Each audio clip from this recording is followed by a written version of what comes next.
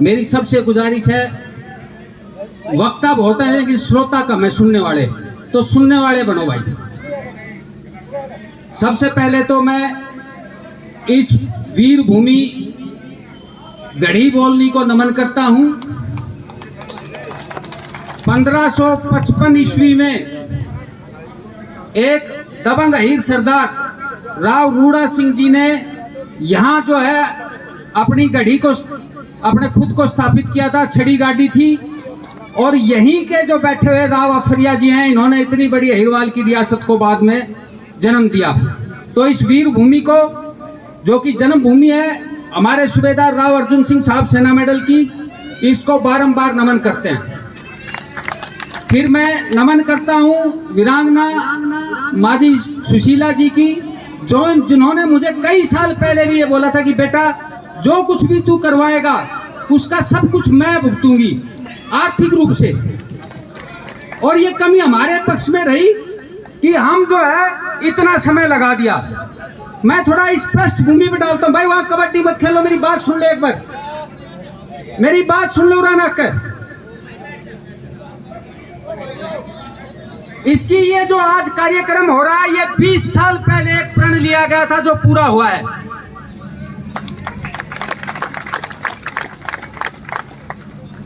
रेजांगला जो स्थल है, शहीदी स्थल है दारूएड़ा रोड रिवाड़ी पे, वहां पे उस टाइम कर्नल राव राम सिंह जी जीवित थे।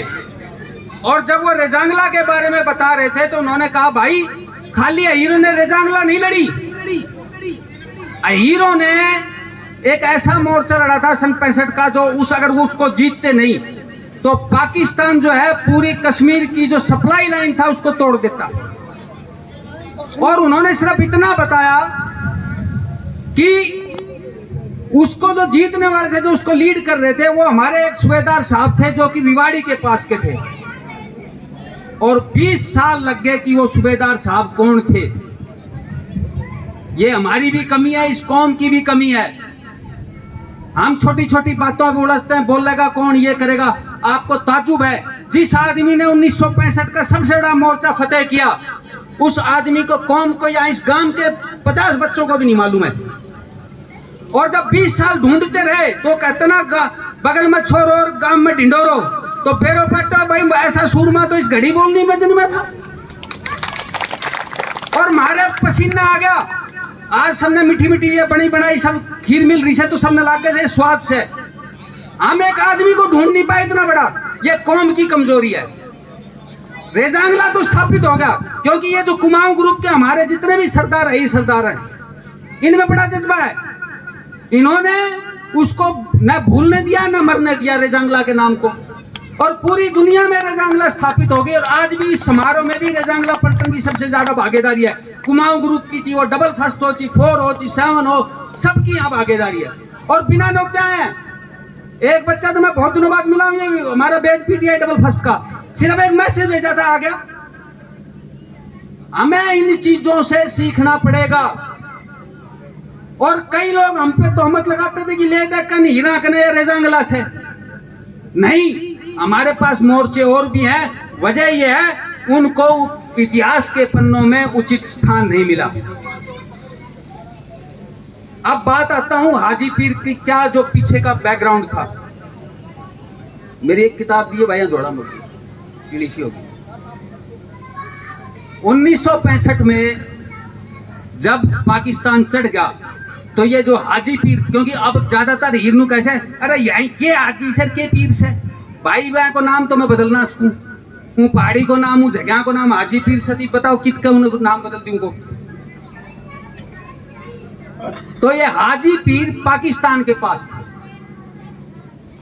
और उरी से पूंछ का जो रास्ता था, पूरा सप्लाई लाइन थी, जो पुराना जो मुगल काल में भी जो कारवां का रास्ता था, उस हाजी पीर चोटी पे बैठ के उसके ऊपर निगाह रखी जा सकती थी। और हिंदुस्तानी सप्लाई लाइन को चाहिए, आदमियों की हो, चाहिए रसद की हो, चाहिए हथियार की हो, उसको तोड़ा जा सकता है।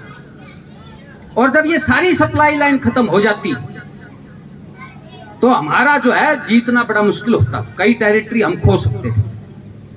तो हाजी पीर को जीतने का पहला जो काम सौंपा गया था वो फोर राजपूत को दिया गया। लेकिन किन्हीं कारणों से वो बात नहीं बनी, तो 1 पैरा इसको सौंपा गया, जो फर्स्ट पैरा था। अब फर्स्ट पैरा के 4 हिस्से थे। अल्फा कंपनी सिखों की, जिसको कमांड कर रहे थे मेजर हर्ष यादव कोसली वाले। ये कोसली गांव के किसी आदमी को नहीं मालूम होगा, बता देता हूं, ये कौम की कमजोरी है। मेजर हर्ष यादव कोसली के, वो आज परमात्मा के पास में है। बी कंपनी थी डोगरों की, सी कंपनी चार्ली कंपनी थी जाटों की, और डेल्टा कंपनी जो थी, डी कंपनी थी, वो प्योर अहीरों की थी। उस डेल्टा कंपनी की 11 प्लाटून को कमांड कर रहे थे सूबेदार अर्जन सिंह साहब आफ्रिया, और 12 को कमांड कर रहे थे, 12 नंबर प्लाटून को श्रीचंद साहब। अब मेरी एक और हाथ जोड़ के, क्यों मैं भाषण नहीं बोलूंगा, यहां 1 पैरा का कोई भी हो तो भाई ये बताना वो श्रीचंद साहब कौन सा काम का था, हम ढूंढांगा उन्हें। ये 1 पैरा वालों की जिम्मेवारी है। यहां सिर्फ आपको बोलने के लिए नहीं बुलाया जाता, इस कौम को जिंदा करना है, इस कौम के इतिहास को दुनिया के सामने लाना है।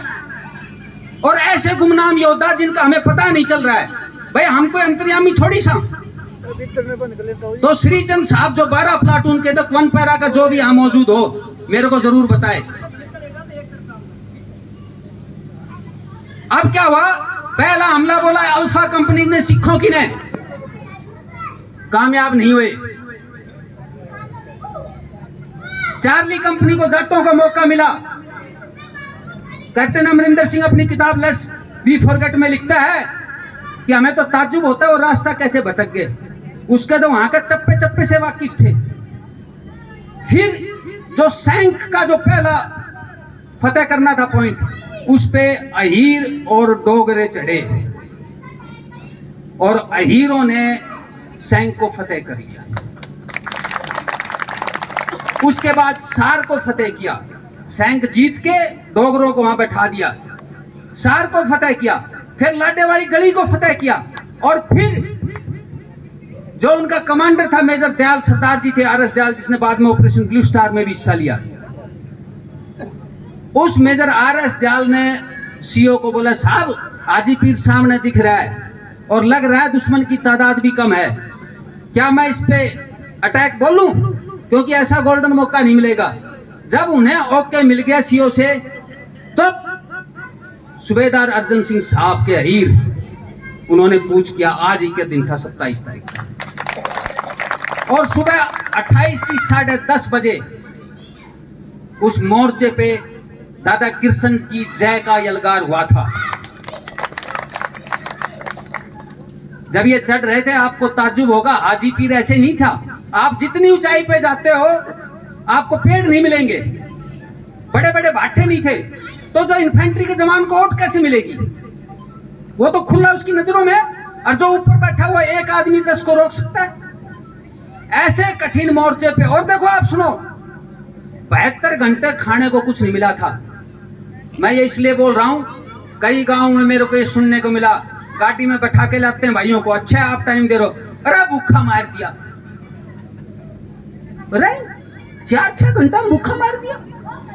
और जिनको हम पाद रहे हैं 72 घंटा भूखा होकर लड़ा था, और जब मिली तो एक बकरी और एक भेड़ मिली, अरे बोला ना काटो, बोले चक्कू कोन्या, बोले मेरी सासू ने नहीं मरोड़ दो, और तेल में जल कर खाकर कच्ची पक्की खाकर प्यास उड़ाई। किसी भी 1 पैरा वाले से जो उस टाइम का पूछ लेना इस बात को, क्यों शक्कर पैरा था, वह अल्लाह हो गया था, और वो कीच लायक की थी, क्योंकि जब हमला किया तो भारी बारिश होगी। तो 72 घंटे भूखे रह के मोर्चे को फतेह किया।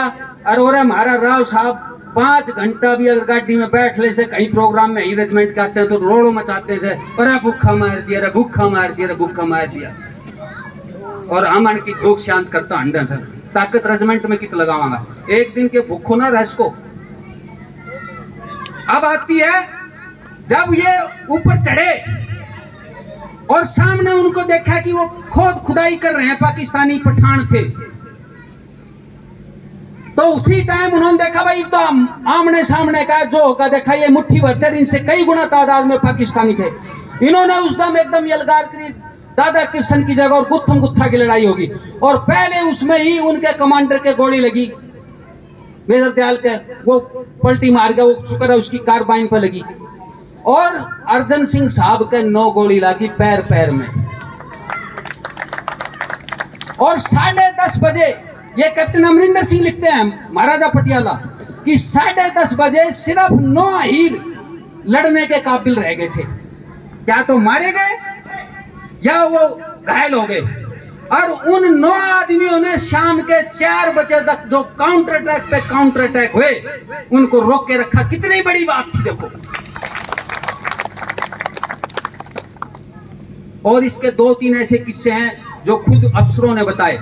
एक कोई सिपाही हीरालाल था, मुश्किल से 18-19 साल का नौजवान अहीर, और जब ये हमला बोला जा रहा था तो उसने, जो बाद में ब्रिगेडियर बना अरविंदर सिंह, उसने देखा, बोला मैंने वो अहीर छोरा, उसके मूंछ दाढ़ी भी पूरी ना आई थी और उसकी सारी आंतड़ी बाहर निकल कर आ रखी। जब भी वो रॉकेट लॉन्चर, जो फौजी वो जानते हैं, वो लेके वो उससे फायर करने की वो कर रहा था, उसने कहा बच्चे तू ठीक तो है ना? तो उसने बोला, वो अपनी शुद्ध हरियाणी बोला, साहब मेरा तो टाइम आ लियो, तू अपनो काम कर और मैं अपनो कर रहा हूं। और उसने मारा फायर, और फायर मारती वीर गति को प्राप्त। ऐसी जब प्लाटून मार्च कर रही थी तो आगे वो नया कैप्टन था सरदार, वो आगे चलने लग गया तो फटे का हीरा आ गया, बोला अरे तू नहीं चल सकता, मैं चलूंगा। फौज की भी एक कवायद है कि आगे कौन चलेगा, स्काउट चलेगा कैसे? तो बोला तू कैसे चल सकता है, मैं आगे चलूंगा। और आगे का मतलब है पहली गोली खाएगा। और जैसे ही वो आगे चला, मशीन गन के बस्ट में वो वीर ही शहीद हो गए। तो ये तो जुझारों की एक पलटन थी जिनके अंदर कौम के लिए और देश के लिए मरने मारने का जज्बा था। कोई छोटे मोटे आदमी नहीं थे, वो तो डी कंपनी के अहीर थे। वो इस नस्ल की जो अहीर नस्ल है उसके उम्दा पोते थे। उन्होंने कौम का नाम 65 के युद्ध में उस पहाड़ी के ऊपर लिखवा दिया अपने खून से। और इस लड़ाई में उनके कमांडर RS दयाल साहब को, मेजर दयाल को महावीर चक्र मिला। सुरजनवास जो महेंद्रगढ़ में, वहां के हवलदार राव उमराव सिंह जी को वीर चक्र मिला। और एक सेना मेडल हमारे सूबेदार अर्जन सिंह साहब को वीरता के लिए मिला। और एक सेना मेडल जो है कैप्टन MMPS ढिल्लो को मिला। यानी ये टोटल जो है 4 मेडल थे, जिसमें से 2 तो हीरो को मिले। ये अपने आप में एक फख्र की बात है। अब मेरी ये गुजारिश, हम क्यों ये हाजी पीर का कह, 20 साल पहले जब भाड़ावास गेट पे वो माजी साहब को हम मिले, मेरी तो एक तरह से मांसी लागी, मेरी माँ पालावास की थी। तो मैंने देखा बिस्तर पे, मतलब क्या इच्छा, बोले बेटा ईद तो किमी भी करवा दे, मैं 4-5 लाख लगा दूंगी। उस जमाने में 4-5 लाख रुपए बहुत बढ़िया अमाउंट थी। कितना बड़ा दिल था एक वीरांगना का, देखो आप। गांव में मैं मिला, कृष्ण सिंह राव साहब आफरिया जी थे जेलदार, अभी वो हमारे बीच में नहीं है, पर वो आत्मा को शांति दे। उन्होंने कहा जी करेंगे। और लेते लेते इतनी अड़चनों के बाद में आज जो है 2023 में हमने अपने अमर योद्धा को नमन किया है। और इस मोर्चे की एक खास बात थी जो मुझे भी थोड़ा बाद में पता चली। तोपखाना और इन्फेंट्री दोनों अहीर जवान थे। 1642 जो बैटरी थी 164 फील्ड रेजिमेंट की, वो प्योर अहीरों की है। उन्होंने इस मोर्चे को जीतने में अहम रोल प्ले करा था। और 1 पैरा के डेल्टा कंपनी के अहीर, इन्होंने मिलकर कितना बड़ा मोर्चा 1965 की जो सबसे अहम मोर्चा, हम सबसे अहम लड़ाई, वो तोपखाने और इन्फेंट्री के वीर अहीरों ने, जबकि हमारी इन्फेंट्री में तो नफरी बड़ी कम है। और मैं इन सारे आयोजन के लिए जो हमारे साथी हैं जिन्होंने बहुत बड़ा काम किया, मैं कोई नाम भूल जाऊं तो मुझे माफ करना। सबसे ज्यादा जो मैं तहे दिल से नमन करना चाहता हूं वो तो वीरांगना जो हमारी माजी साहब हैं सुशीला जी, उनको करना चाहता हूं। 90 वर्ष से ऊपर आयु, करीब 95 साल आयु, और अब भी मतलब इतना जज्बा। व्हील चेयर पे आपने देखा होगा 10 मिनट बैठ नहीं सकती, फिर भी आई। दूसरा देखो पहले कहते थे ना, भाई जो है क्या होता है, भाई औलाद से बड़ा पहले होता है। बड़े बताया करता था भाई सबसे पहले है माँ बाप, फिर भाई और फिर औलाद से। भाई दाहिनी बुझा होता है। सूबेदार साहब चले गए, लेकिन सूबेदार हमारे जो राव साहब हैं, जो उनके छोटे भाई हैं विजेंद्र सिंह जी, इन्होंने ये अभी बिस्तर पे थे, बड़ी मुश्किल से आए हैं, कल भी हम इनको मिलके आए घर पे। इन्होंने कहा भाई को जो भी होगा मेरी जिम्मेवारी से। ये बहुत बड़ी चीज है। अपने बच्चों को जाकर बताना कि जिसका भाई 70 में चला गया परमात्मा के पास में, लेकिन जो दूसरा भाई था उसने अपने भाई बड़े भाई के प्रति अपना पूरा फर्ज निभाते हुए आज इस मुहिम को यहाँ अंजाम पे पहुंचा। तो मैं राव साहब को, राव विजेंद्र सिंह जी आफरिया को भी नमन करता हूं साहब। तीसरा, आप देखिए हमारी तो उम्र उनके सामने की भी कौन नहीं, लेकिन शायद हमसे ज्यादा जवान है। 76 साल उम्र, 78 मीडियम रेजिमेंट के तोप खाने के जंगी सरदार सूबेदार राम निवास साहब बगथला वाले।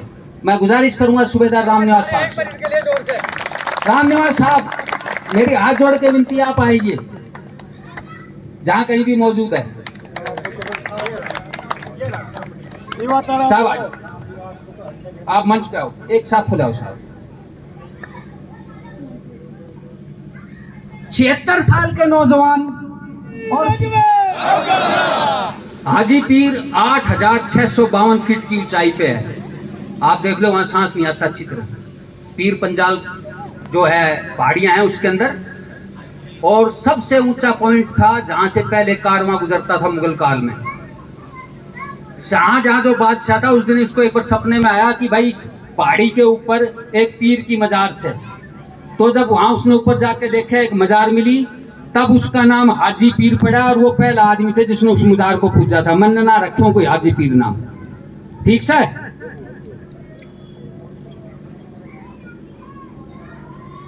164 फील्ड रेजिमेंट है हीरो की, प्योर पल्टन। इसको जो अवार्ड मिले थे, इनके एक फॉरवर्ड ऑब्जर्वेशन ऑफिसर थे कैप्टन नायडू, उनको वीर चक्र मिला था। और एक एनसीओ थे जयसिंह साहब। जब ये नायडू साहब पीछे रह गए थे, तो एनसीओ जो जयसिंह साहब अहीर थे, उन्होंने फायर खुलवाया था, और वो भी इस मोर्चे पे घायल हुए थे। और वन पैरा की एक और खासियत है, इन्होंने 71 में भी ऑपरेशन में हिस्सा लिया, और दो ऐसे जवान जो इन्होंने 1965 की लड़ाई में भी कैप्चर करे थे, वो 71 में भी पकड़े इन्होंने। ये एक बड़ी एक यूनिक सी बात है जो फर्स्ट पैरा के नाम पे है। कैजुअलिटीज जो शहीद हुए, इनमें एक अफसर कैप्टन गुर्रंग, जो कि हीरो की डेल्टा कंपनी को भी इसने फीचर पे कमांड किया था, 10 ORs टोटल 11। और जो घायल हुए थे उसमें 2 अफसर, 2 जेसीयू साहिबान, जिसमें एक अर्जन सिंह साहब भी घायल थे, और 68 जवान, टोटल 72। तो करीब 100 के करीब जो है अकेले फर्स्ट पैरा की कैजुअलिटी हुई थी।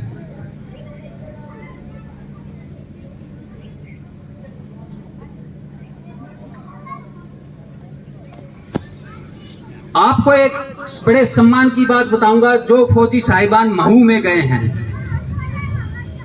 इन्फेंट्री स्कूल महू के अंदर, तो आप जैसे ही घुसोगे तो आपको पत्थरों की बुत मिलेंगी, प्रतिमाएं मिलेंगी कि एक सिख अफसर और उसके जवान जो हैं वो झंडे को फहरा रहे हैं। वो ये जो हाजी पीर पे पहली बार तिरंगा वीर हीरो ने फैलाया, ये उसी के सम्मान के रूप में महू के अंदर बना रखा है। ये बहुत बड़ा सम्मान है। कैप्टन अमरिंदर सिंह ने अपनी पुस्तक में 47 के बाद जितनी महत्वपूर्ण लड़ाइयां लड़ी है, उसमें से 3 हीरो की बताई। एक बैटल ऑफ बड़गाम, एक ये 62 का हमारा रेजांगला, और तीसरा जो 65 का ये हाजी पीर का मोर्चा है। मैं अब ज्यादा हाजी पीर के बारे में आगे न बोलकर इस घड़ी बोलनी दोनों गांव की सरदारी और इनके सरपंच साहिबान का धन्यवाद देता हूं, जिन्होंने इस आयोजन को सफल बनाने में सहयोग करा। जितने भी दानवीर और कर्मवीर यहाँ आए, उन सब का मैं तहे दिल से स्वागत करता हूँ। ये प्रोग्राम हम 11:30-12 बजे तक ख़त्म करना था, लेकिन हम थोड़ा सा लेट हो गए। उस सब के लिए इस भादवा की गर्मी में आपको बैठाए रखा, उस चीज़ हाथ जोड़ के माफ़ी मांगता हूँ।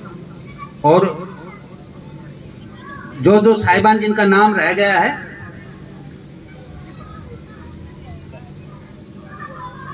जगमाल साहब जो है, मेरी गुजारिश है जगमाल साहब आए।